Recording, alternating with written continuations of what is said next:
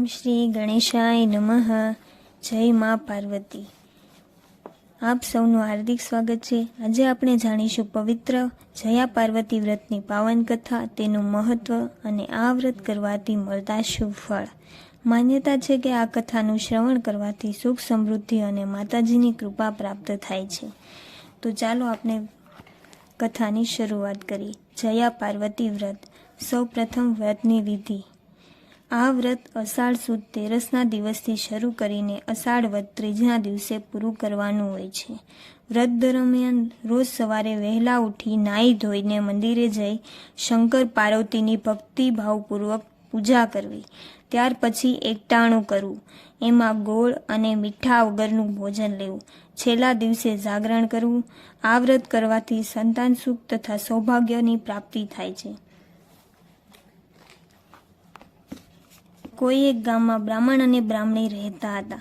બ્રાહ્મણનું નામ સત્યવત અને બ્રાહ્મણીનું નામ સત્યવતી હતું. બંને જણ ભક્તિભાવવાળા તથા સદગૃહસ્થ હતા. તેમના આંગણેથી કોઈ પણ અતિથિ નિરાશ થઈ પાછો જતો ન હતો. તેઓ બધી વાતે સુખી હતા, પણ તેમના ઘેર શેર માટીની ખોટ હતી. આથી બ્રાહ્મણ બ્રાહ્મણી અંદરથી દુઃખી રહેતા હતા. એક દિવસ નારદજી એમને ત્યાં જઈ પહોંચ્યા. બ્રાહ્મણ બ્રાહ્મણીએ તેમનો પ્રેમપૂર્વક આદર સત્કાર કર્યો. તેમનું આતિથ્ય સ્વીકાર્યા પછી નારદજીએ તેમના ક્ષેમ કુશળ પૂછ્યા. તેના જવાબમાં તેમણે કહ્યું, આપના આશીર્વાદથી અમે બધી રીતે સુખી છીએ, પણ અમારું આંગણું ખાલી છે. આ વાત એમને કઠે છે, માટે કૃપા કરીને આનો કોઈ ઉપાય હોય તો અમને જણાવો. નારદજીએ કહ્યું, હે સત્યવ્રત, આનો પણ ઉપાય છે, જો સાંભળ. તમે બંને જણ અહીંથી દક્ષિણ દિશામાં જાઓ. ત્યાં ગાઢ જંગલમાં એક અપૂજ શિવલિંગ તમને જોવા મળશે. ઘણા વર્ષોથી કોઈ તેની પૂજા કરતું નથી. ત્યાં જઈને બંને જણ એક ધ્યાનથી ભક્તિભાવપૂર્વક તેની પૂજા કરજો. શિવ પાર્વતી તમારું દુઃખ જરૂર દૂર કરશે, એમ કહી નારદજી ત્યાંથી ચાલ્યા ગયા. બીજે દિવસે બ્રાહ્મણ અને બ્રાહ્મણીએ દક્ષિણ દિશા તરફ પ્રયાણ કર્યું. ચાલતા ચાલતા તેઓ સાંજ પડે જંગલમાં આવી પહોંચ્યા. ત્યાં તેમણે એક અવાવરું મંદિર જોયું. નારદજીના કહેવા પ્રમાણે તેમાં એ શિવલિંગ અપૂજ હતું. આથી બ્રાહ્મણ બ્રાહ્મણીએ ત્યારે શિવની પૂજા કરવાનું નક્કી કર્યું.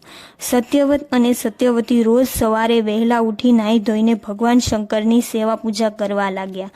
આમને આમ ઘણા વર્ષો વીતી ગયા, પણ પ્રભુ પસંદ ન થયા. આથી પતિ પત્ની મૂંઝાવા લાગ્યા કે શું અમારી ભક્તિ નિષ્ફળ જશે? પ્રભુ અમારી મનોકામના પૂરી નહીં કરે? એક વખત સત્યવ્રત ફૂલ વીણવા ક્યારનોય ગયો હતો, પણ મોડે સુધી પાછો ન ફર્યો. એટલે સત્યવતીએ ચિંતા થવા લાગી. થોડી વાર પછી તે તેના પતિની શોધમાં નીકળી. એક ઝાડ પાસે આવીને તેણે જોયું તો તેનો પતિ મૃત અવસ્થામાં પડ્યો હતો. સત્યવ્રત સર્પદંશના કારણે મૃત્યુ પામ્યો હતો.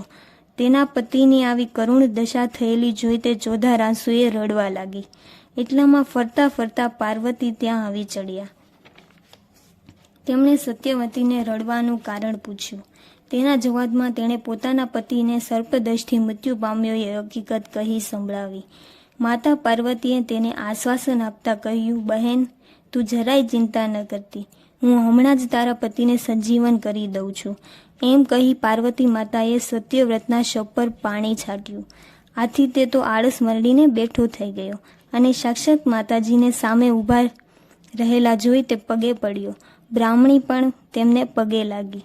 ત્યાર પછી બ્રાહ્મણ બ્રાહ્મણીએ પોતાની પુત્ર પ્રાપ્તિની ઝંખના માતાજીને કહી સંભળાવી. તેના જવાબમાં પાર્વતી બોલ્યા, તમે જયા પાર્વતીનું વ્રત કરો તો તમને સંતાન સુખની પ્રાપ્તિ થશે. માતાજીએ વ્રત કેવી રીતે કરવાનું સત્યવતીને પૂછ્યું.